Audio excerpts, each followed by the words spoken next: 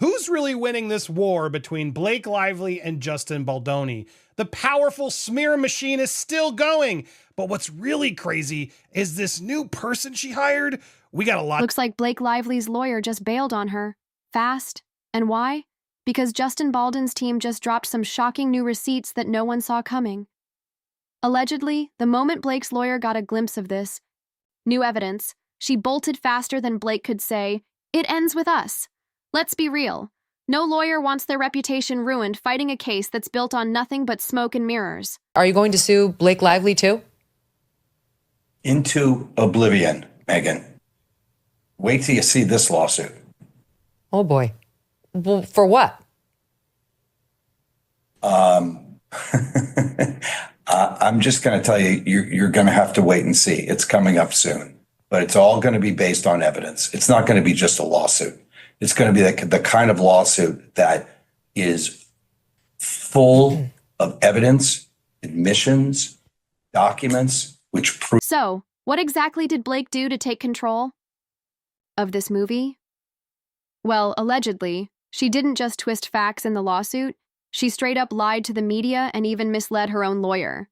Blake Lively is caught in old footage revealing that, yes, her secret plan is to always take control of the movies and lie to the directors to get it. Imagine being the person hired to defend her in court, only to be insulted, questioned, and not even paid. Like, make it make sense. No wonder her lawyer bailed faster than a Hollywood PR team during a scandal. Now let's get into the drama, because, trust me, this is messier than a badly written soap opera. So, after Blake filed her lawsuit against Justin, she had major media outlets like the New York Times backing her up. She probably thought she had already won. Even her lawyer, Merill Conentgsky, might have thought so too, until Justin's team dropped receipts that shattered every single claim Blake made.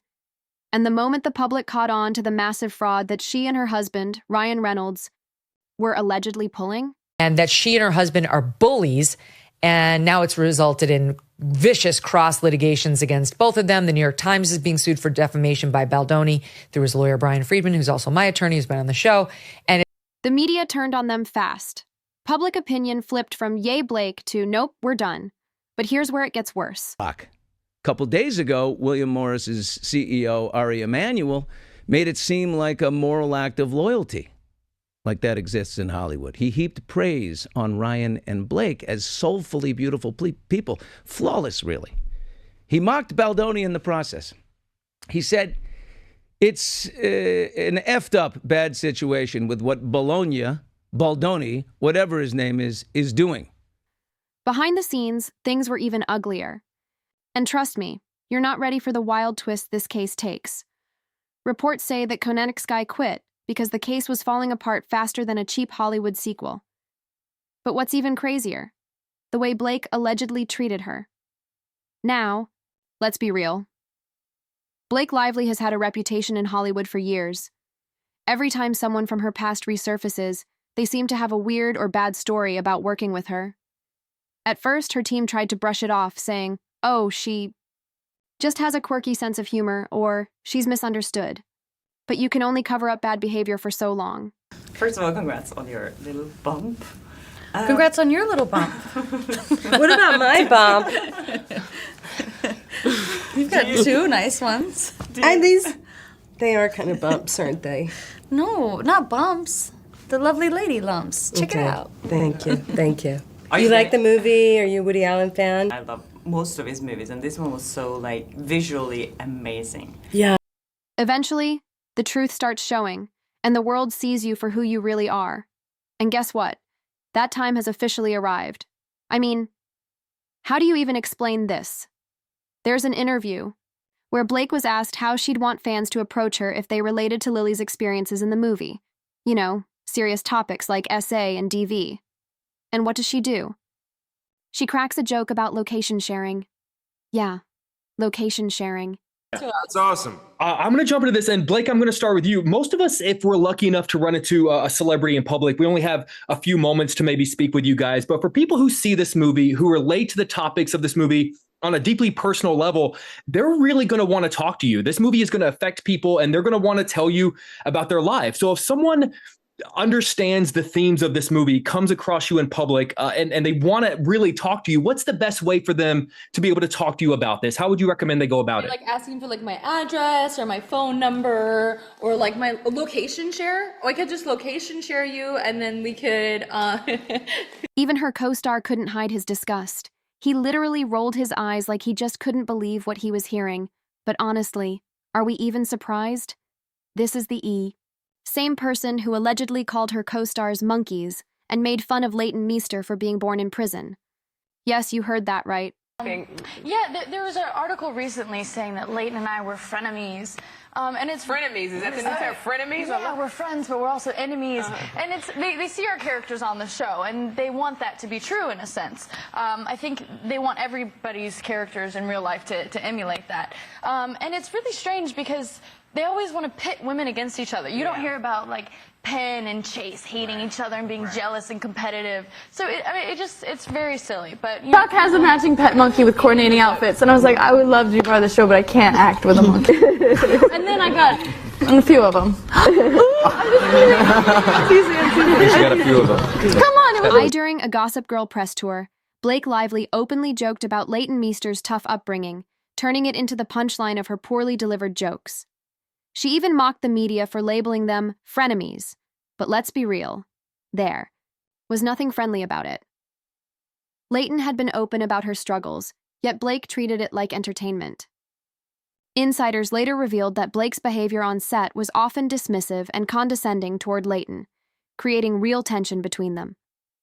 While fans saw them as an iconic duo, behind the scenes, their relationship was far from perfect. And Blake's actions only fueled the rumors. Industry insiders, former co-stars, and even past colleagues are stepping forward, revealing a pattern of behavior that many say they witnessed firsthand.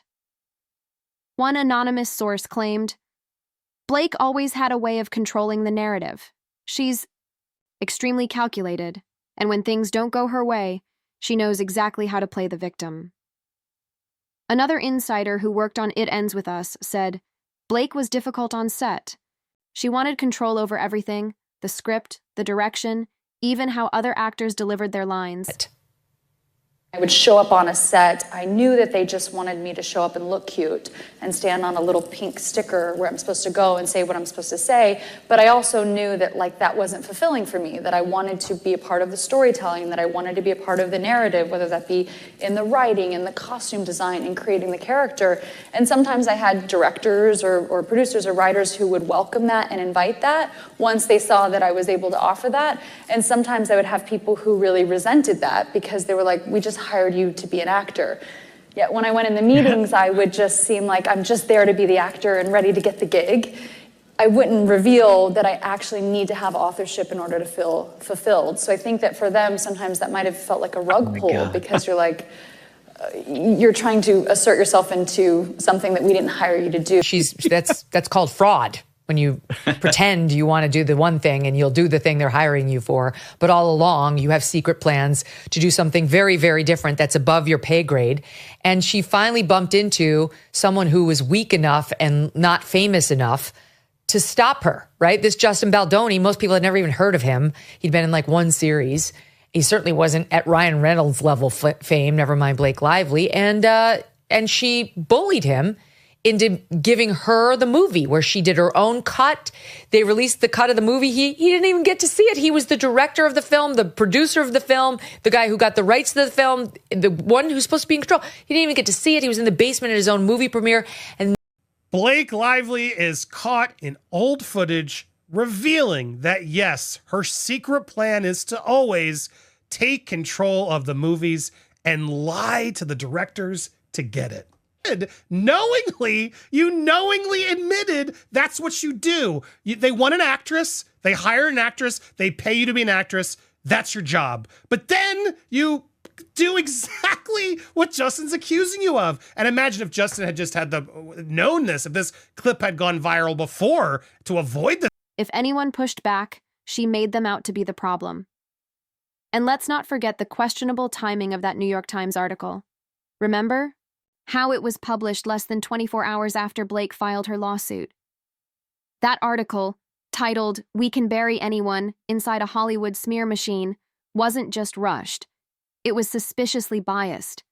Well, what you don't know is a lot, right? Because Blake Lively's dominated the media. What they did was they worked with the New York Times. Her publicist worked directly with the New York Times.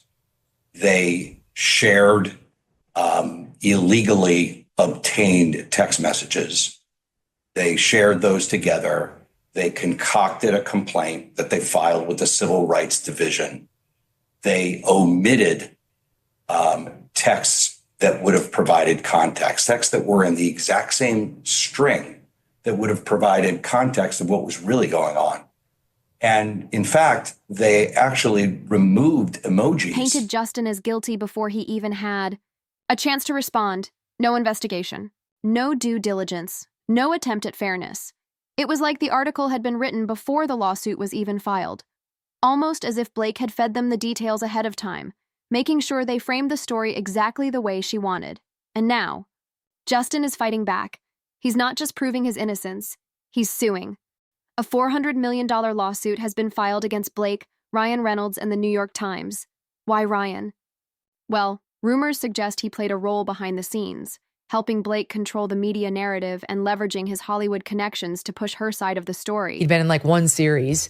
He certainly wasn't at Ryan Reynolds level fame, never mind Blake Lively. And she bullied him into giving her the movie where she did her own cut. They released the cut of the movie. He didn't even get to see it. He was the director of the film, the producer of the film, the guy who got the rights to the film, the one who's supposed to be in control. He didn't even get to see it. He was in the basement at his own movie premiere. And then she had the nerve, because she had like 2 minutes of bad publicity when the film hit, to come out and try to... But Justin isn't backing down. He knows the damage this has done to his career, his reputation, and his life, and he's ready to fight for the truth. Meanwhile, Blake's team is crumbling. Legal experts are weighing in, and it's not looking good for her. Many believe that her case was built on weak evidence and manipulated claims from the very beginning. And now, her own legal team is trying to settle. Sources close to the case claim that Blake's lawyers have been reaching out behind the scenes, hoping to negotiate a quiet resolution. Because after all this, they know they've lost. The public is starting to see through the facade. The media is no longer blindly backing her up. More and more people are questioning her version of events. So, here's the big question. Is this the end for Blake? Will she finally take responsibility for the damage she's caused? Or will she try to find another lawyer, drag this case out even longer, and double down on the lies? What do you think? Drop your thoughts in the comments, and be sure to check out this next video.